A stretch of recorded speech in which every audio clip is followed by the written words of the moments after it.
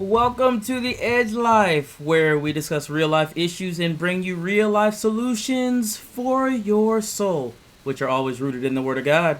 We are just two busy parents who are on a quest to fulfill our God given mission and purpose while we're balancing family, ministry, and secular jobs. On this episode, we will unpack the issue of what are some things that adults need to make sure that we teach our children. So sit back, relax, and get ready for the Edge Life.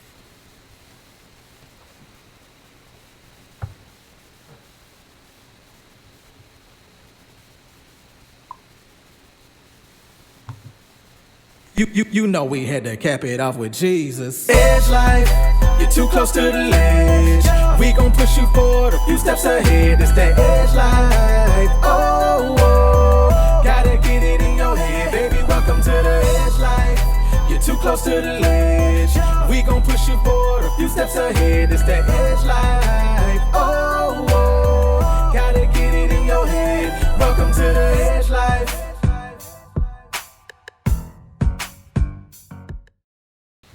Hey, and welcome once again. It is Sunday Fun Day, Edge Life. We back at it, baby. That's right. I'm always bopping my head to that. Edge life. You're too close to the ledge. If I don't, well, let me say this. I have to say it. I have to say it. That might be one of the most fire intros ever. Like, that thing right there is the real deal. We say it every time, but we really do love the intro, y'all. I love that intro. And it just totally captured us. Yeah, so, yeah, cool stuff. Yeah. It's really cool when people can literally see what you're doing and see the vision and be like, yes, this is it. Yeah, you know what I'm saying? Yeah, and that's what I feel like has happened with that intro. Absolutely. So let's go ahead and tell us what your week was like. The week was busy. The weeks stay busy and they're continuing to go extremely quick. But I will say we started school this week here in Georgia, and I don't know where you are tuning in from, but if you have children and you started school, you know how that is, and it's very interesting. It's way different in like COVID times. Absolutely. Yes. It's super different in COVID times because now we have two who are actually on campus, right? Yep. But we have two who are at home, so.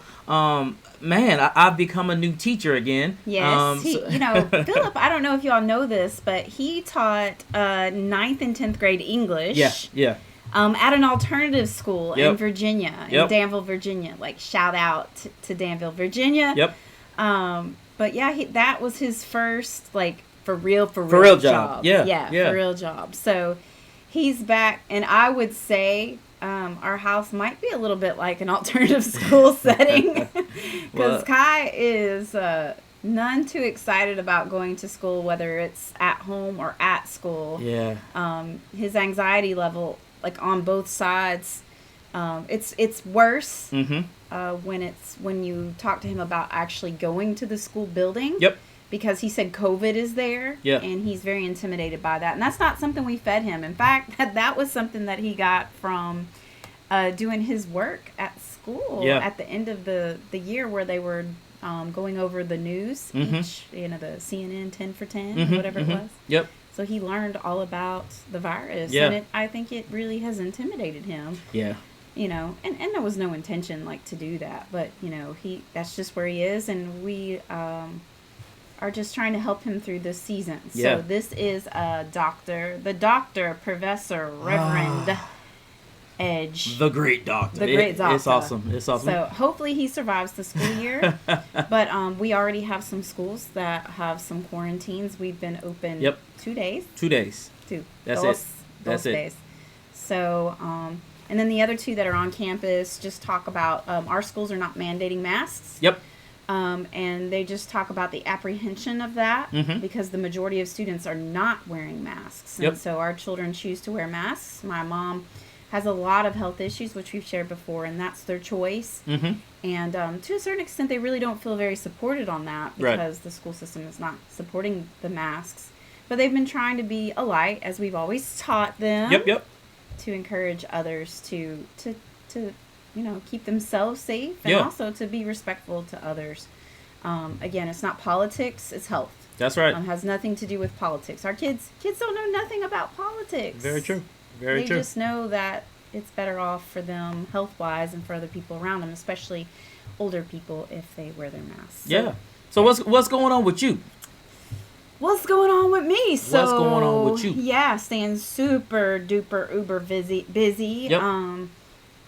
With just, this is fundraising season. It's a difficult time. I work in nonprofit. It's a difficult time to raise funds right now. But nevertheless, you continue to press for your mission and whatnot. Right. So just trying to juggle all that. We have an event coming up, not this week coming, but the week after. Yep. So that's been super busy. And then just trying to navigate, negotiate everything with the children and all the changes and supporting them. Like, we fully supported whatever decision that they made as far as, going to school virtually or staying at home. So we felt like that was important.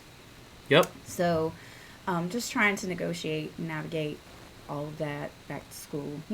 It's a little bit different this year. Back to school is, not the same. I don't think I bought hand sanitizer. I've never purchased a mask. That's right. At least not unless it was Halloween. So, but yeah.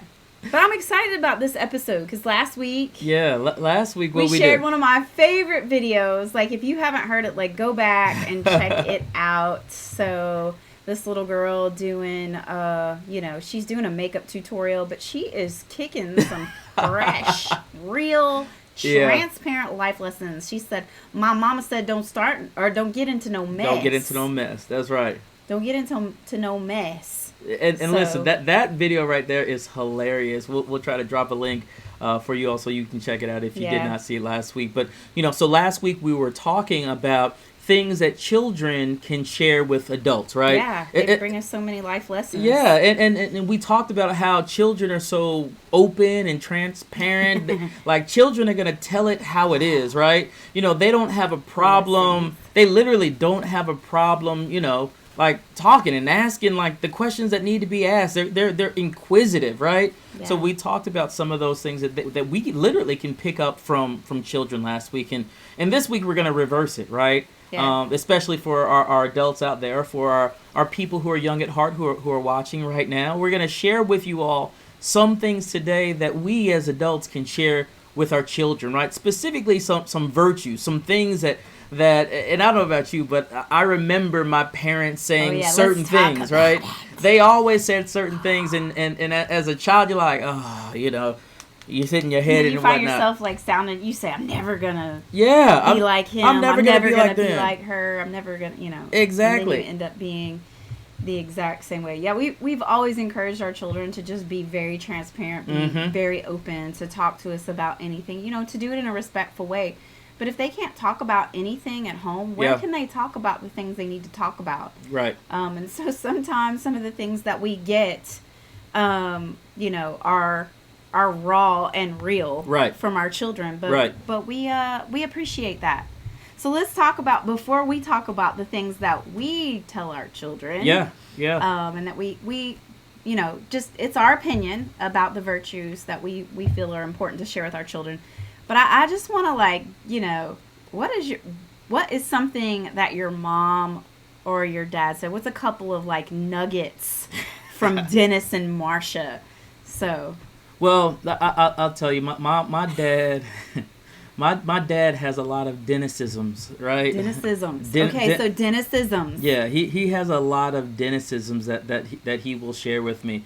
One that my dad will always share with us, and this is actually a pretty cool one, man. My dad always talked to us, and he said, my parents, my dad was in the military, career military man, and he would always say to us, he said, listen, he said, I may not have a whole lot of money, but I have a whole lot of love to give.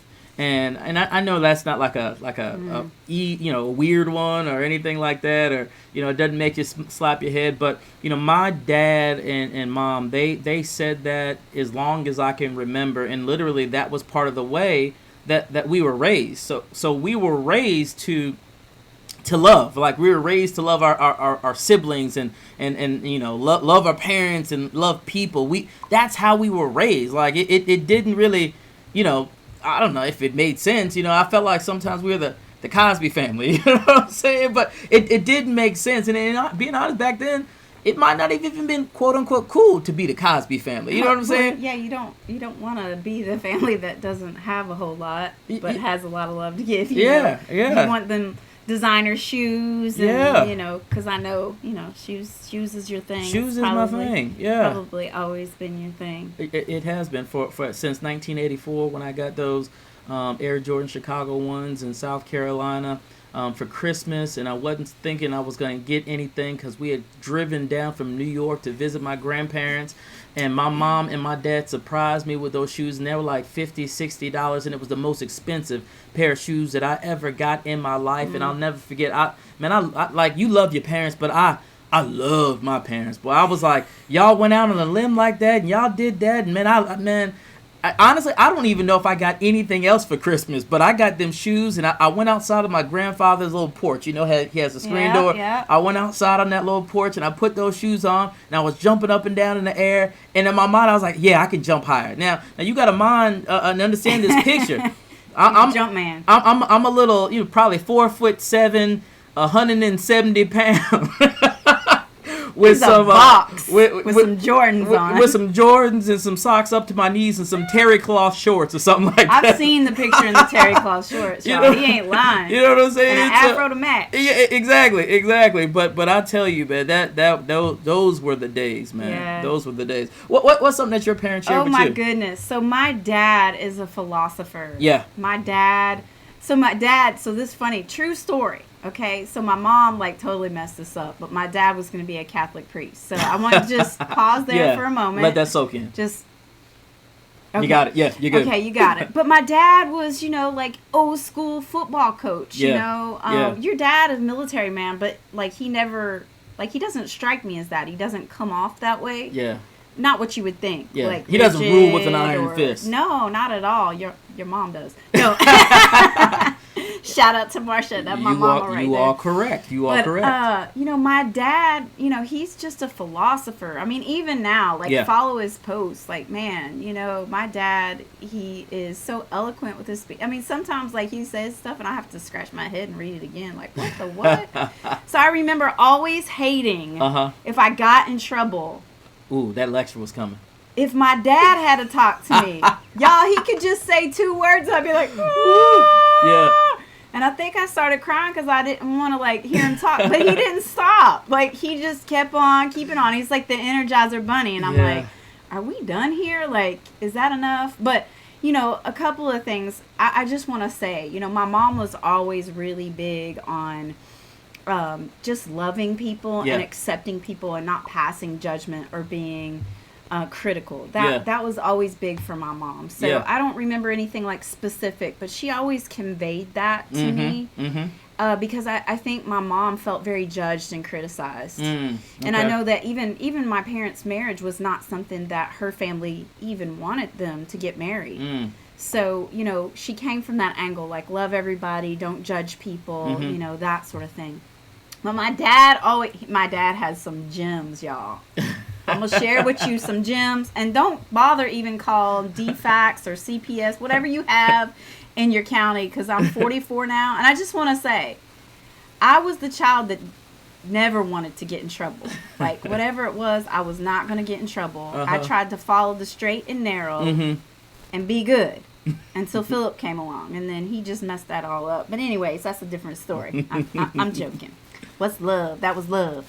So I got to share with you some, you call them Dennisisms. Yeah. So I'm going to call them Patisms. And so, by the way, if my dad coached you, my dad coached guys that played in the NFL. They're retired now because my dad's a little older. But Will Wolford of the Bills.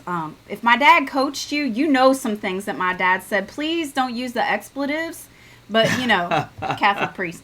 Please don't use the expletives, use little symbols or whatever, but I want y'all to put those in the comments here on Facebook. Yeah. So here, let me tell you some. my dad said there's a place for everything and everything in its place. So my dad had a particular hairbrush. There was one kind of hairbrush that he used. Mm-hmm. And if you opened up my dad's drawer in his bathroom, y'all, it might as well have been like the prison or the jail. And I worked in a jail. So, you know, the outline where stuff goes? Yeah. So it's just outline around the brush. So it would go like exactly right in that place. That's where it goes. Yeah. And God forbid you used it and he had to try to come find it in the morning. Those were some of the most like terrifying moments. Like he didn't do anything, but you just, again, you felt like you did. You did not want to be lectured right. at all. I'd rather take a beating, but right. he never did that. Right. So there's a place for everything and everything in its place.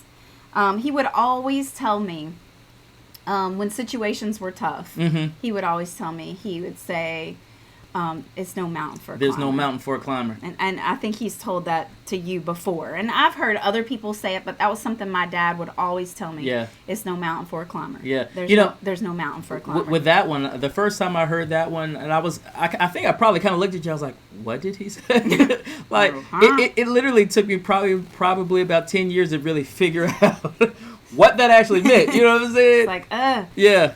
He would always tell me, he would say, girl, you walk to the beat of a different drummer. Mm-hmm. So my dad always encouraged me to just be uniquely me. And so I think that's why I felt empowered, even as a woman, to walk in some places that not a lot of women walk. Right. And, you know, to lead and to feel comfortable in that and be comfortable in just, you know, being different. Right. You know, even sitting here now. Yeah, yeah. You know, just being different. And so I think my dad did that. He also called me the Sitterfield Flounder. Y'all, my dad was also my softball coach. So if my dad coached you in softball, you can write in the comments here. But he would call me the Sitterfield Flounder. That's because I would dive all over the place trying to catch any and every ball. Yep. And I usually did a pretty good job at it. Yep. Two more. Oh, no, one more. This is the last one. I don't want you to call CPS or DFACS. It won't do you any good. There's a statute of limitations, and he never did beep. But he would always say, and I think about a child hearing this. Mm-hmm. He'd say, girl, I'm going to beat you till your nose bleeds. And I'm like, what kind of beating is that? That beat you till your nose bleeds. Your nose bleeds, you know? That's a serious beating. That's a, you know, imagine like a little kid thinking about that. Yeah. That's I never tested that. I've never wanted to try that. So those are just a few. My dad has so many nuggets. Some of them that are so off the wall that I'm still trying to wrap my head around them. But a lot of those things my grandfather said. So they came from Popsy George, and they've been passed down generation after generation. And there are some of them that to this day I still say, and I must say the first one, there's a place for everything and everything in its place. Yeah. I got it honest, y'all. Now, I don't have lines drawn where things need to go. There's 7 of us in this house, but yeah. Stuff has a place, and I can't rest until it's in its place. But anyways. That's right. So, yeah, those are the things that my dad said. So thinking about this, so I mean, it's really, really interesting, you know, that we chose this topic. So first of all, if you had some things that your parents used to tell you when you were growing up, go ahead and put them in the chat feature. Go ahead and put them in the comment section, because we do want to hear from you all, and we want to hear what are things that your parents told you. Because the thing that I've remembered and understand is that when parents speak to children, it's important stuff, right? And as a child, whether it's good or bad, right, you remember those things, and those things shape you. So as we move forward today, I really want to talk about some things that, you know, maybe we share with our children, and we talk to our children about, because again, you know, words are powerful, and we believe that, and we've always believed that. So what are some things maybe that we share with our children that, you know, to empower them, you know, help build them up, build their self-esteem, those kinds of things? What kind of things? Yeah, so we had an opportunity this afternoon to have early dinner, late lunch with Mr. Savant, Kai Savant, and the baby, Zoe. And so I asked her, I was like, you know, what are things that Dad and I say to you all the time? Or what are some virtues or character builders or motivators that we say to you all the time that, you know, you kind of like live by, or you know that we say? And she was like, well, I don't know. I guess I just live it, so I don't really know. That was funny. But there are 2 things that I always say, and she remembered pulled these. them out. Yep. So every time when they were little, Yep. and even now, like, you know, they go out the door. They go out the door with keys now, and they drive themselves. But, yeah. you know, when they were little and they were either going out to go to the bus or we were driving them to school, I tell them two things. I tell them, work hard and love others. And love others, yep. You know, and to me, you know, as far as school goes and maybe just in life in general, I think those are just two very valuable virtues to just, you know, espouse to cling to and to hold on to. And I think if you do those things, if you work hard, and that your working hard is really determined by you. Yeah, yeah. And if you just love others, I think the rest of the stuff kind of works itself out. Right. So I don't, you know, I know that must have came from my parents, but those were just the two things that I always would just hit home with the kids. Yep. Just always hit home with the kids. In fact, you know, you have like a whole motivational mixtape. Yeah, yeah. And so I hear a lot. Yeah. Your son plays one particular song. Yeah. That's Mr. Cassavant. Yeah. A whole lot. Yeah, I mean, where you tell him a very valuable lesson. If you don't quit, you won't lose. You know what I'm saying? Don't quit, you can't lose. That's really been one of the mantras that I mean. And you remember, like, we made a music video as a family for that one. We did. That was actually really cool. We're out and we didn't know anything about making music videos, but we did. And it wound up turning out pretty We've done cool. a lot of things we didn't know anything yeah, about. yeah. But if you don't quit, you can't lose. You know, and even as, you know, our children have gotten older and started playing sports and things like that, and sometimes things didn't necessarily go the way that they wanted them to go or the way that they planned for them to go. And very quickly, I had to straighten them up and say, listen, if you don't quit, you can't lose, right? The only thing that will get you to lose is if you quit, right? That's right. So keep on playing, keep on going, and, you know, they get it honest. You know, our children, whether it's in the classroom, whether it's on an athletic field, whether it's just in life, man, they grind. You know, they keep on going. They're going to work hard and literally do everything that they can to outwork someone. Yeah. And that's one of the traits that literally all five of them have in their own way. There's a couple of them that have it like at a high level. Yeah, they do. But again, even when you put any of them in that situation, they're going to hustle. They're going to bust their backside, and they're gonna work hard. And I'm really, really proud of them. You know, that they do those kinds of things. Yeah. You know, I definitely, I know.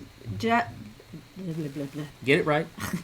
I remember a season where it was really trying for Trey. Yeah.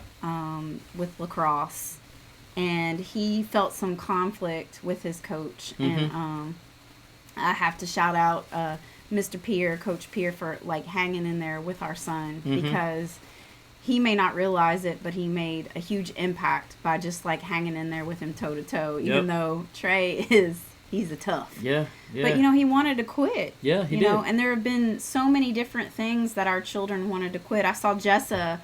Jessa was a competition cheerleader, and she dislocated her knee.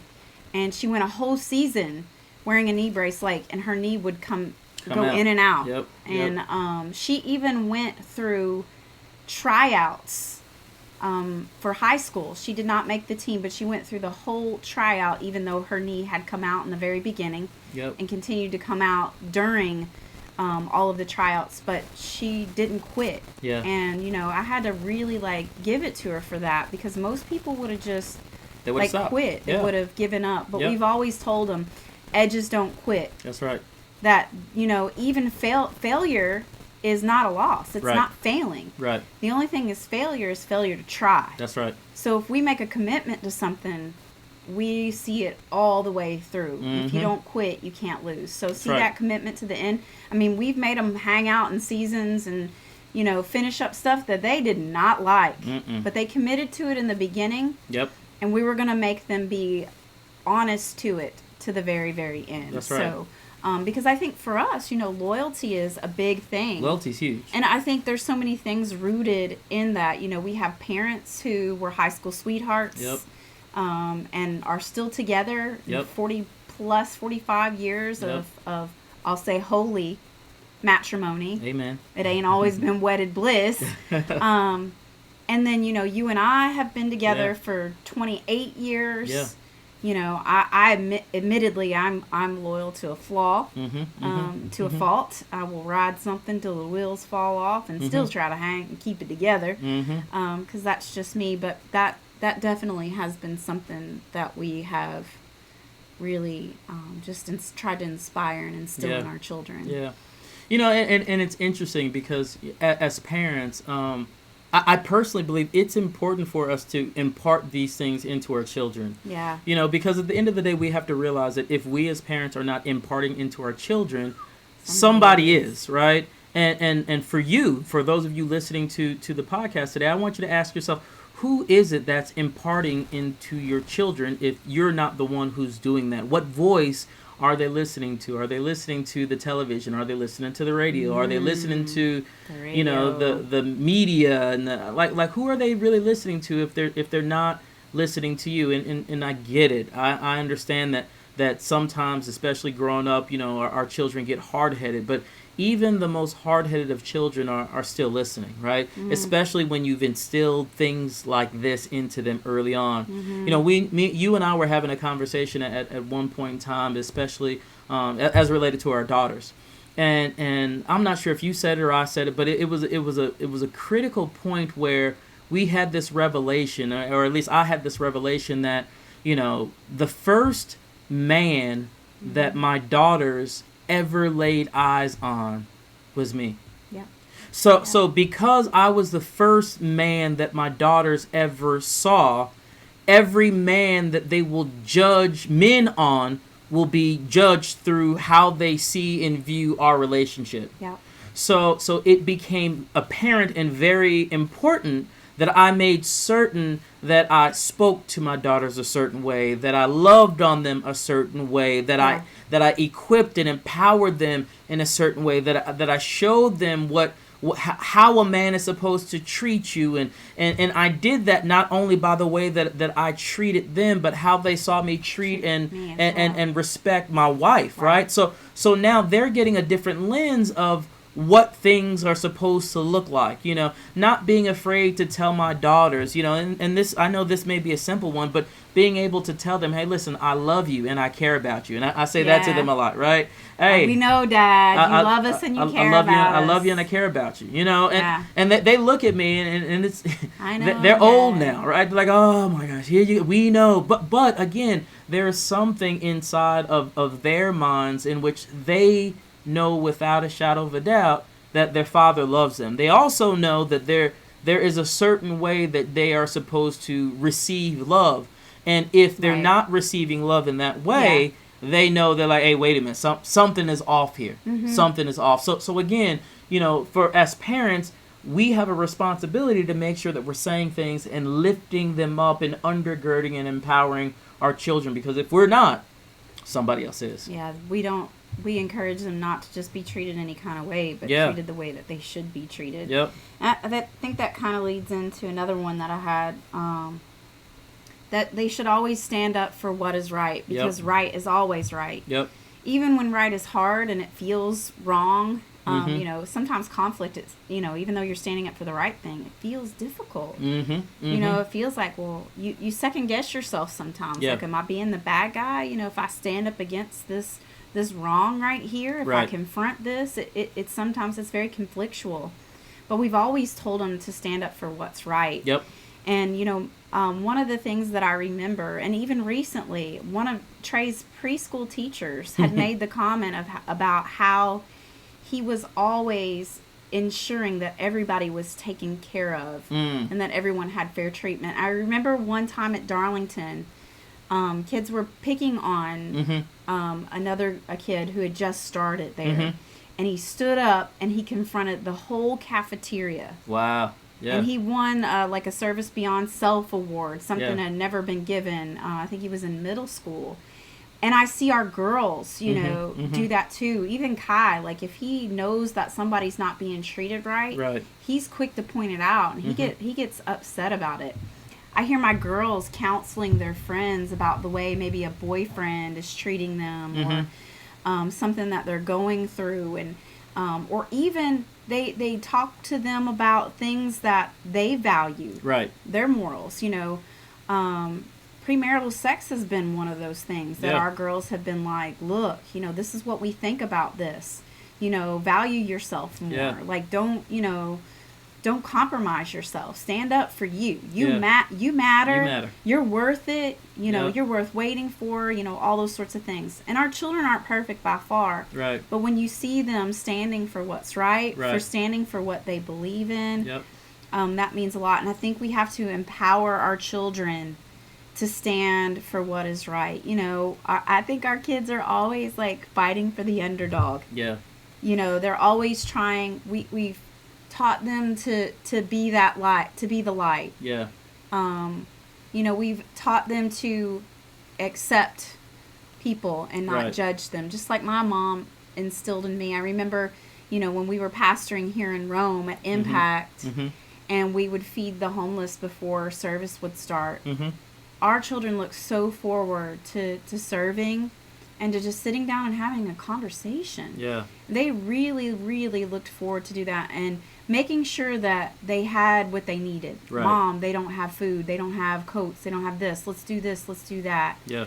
And that's what we want to instill in them. Standing for what's right and fighting for justice for the underdog, Right. Right. And to that, one, and this is kind of on the other side, one thing that we continue to instill in our children is life isn't fair. And our children, many times they'll come to us and they'll say, oh, well, this happened or that happened. And, my response is very simple to them many times. Well, life isn't fair. What made you think that life was going to be fair? Well, why can't everybody do this or they do that? Life isn't fair. And we have to understand that you are living life. Now, with that, you get this opportunity to do this thing called make a choice. And depending upon the choice that you make, you can change the outcome of what you see. That was pretty good. That's good. That's pretty good. Right. But it's true because life isn't fair, and we don't want our children growing up to think that everything is always going to be fair. It's always going to work in their favor. It's always going it's not. Life is hard sometimes. It'll work to their favor, but it may not feel good. But it may not moment. feel good. Exactly. They may have to go through some things. There may be a process before that you gotta get go that. Through. Yeah. That's right. And I think to that we've taught them, that life isn't always fair. Yeah. But God is always in control. Amen. And to that, this is something that we just hone in all the time. It's not about you. Don't make everything personal. It's not when personal. When you have 5 children, they are so quick to say, well, you let Jessa or Saray got to da-da-da-da, or when Zoe's friends are over, they can, blah, blah, blah. They want to always compare. They want to make it about them. Yep. They want to point fingers in other directions and compare themselves and contrast themselves with others. And I'm always quick to tell them, Carson is our granddaughter. She's 2. And when she was a baby, we had to feed her. But if I come over to you as a 15-year-old and I try to feed you your supper, you're going to look at me like, what are you doing? So I do have to treat you different. But treating you different doesn't mean that I'm not treating you equal. God treats all of us different in the sense that we have different needs. Right. And He is attentive to our needs. Yeah. And one of the things you have to understand as a parent is children don't know what they need. And so you have to tend to their needs. Yeah. And you can't always give in to their wants. Their wants is to see everything equal, everything seems this way or that way, but you have to tend to their needs.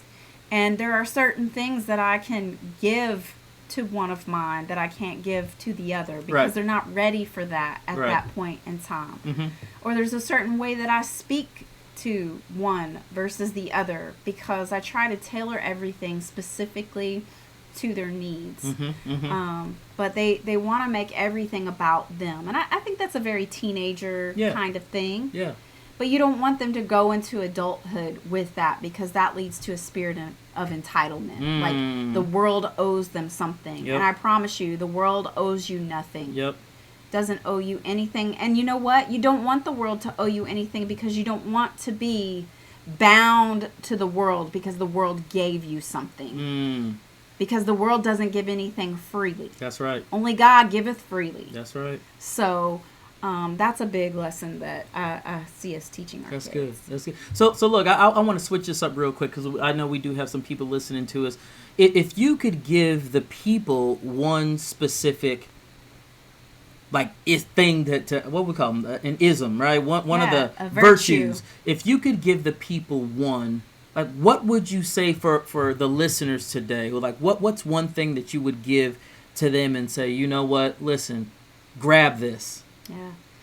So other than all of those that I've given you, the last one that I had on here, and I kind of saved it for the end, because at the end of the day, I want my children to have this as an anthem. This is the anthem for their life. And it's on a chalkboard in our kitchen. Mm-hmm. And I've mentioned it before.